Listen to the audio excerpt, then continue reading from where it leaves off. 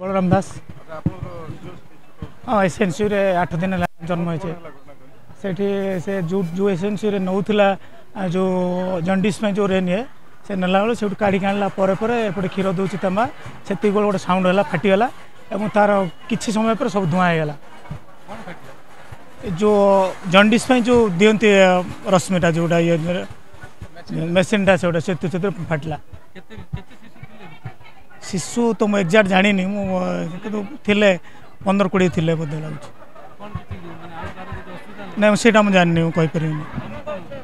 हाँ मोर छुआ भल अच्छे जस्ट जो थे नौला से ही काढ़ी आनी क्षीर दवा एपटू आसला एपटू टिके आसला क्षीर दवा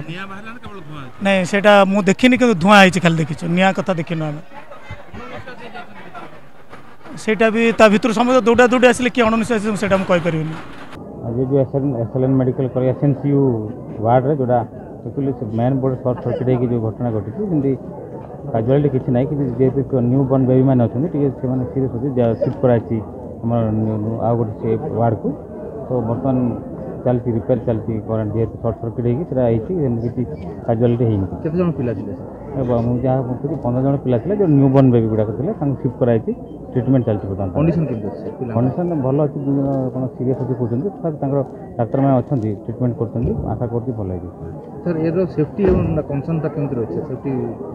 सेफ्टी तो आम जीडी डिपार्टमेंट तो सब अच्छा कर सेफ्टी तो कुछ पाइबना बर्तमान चलती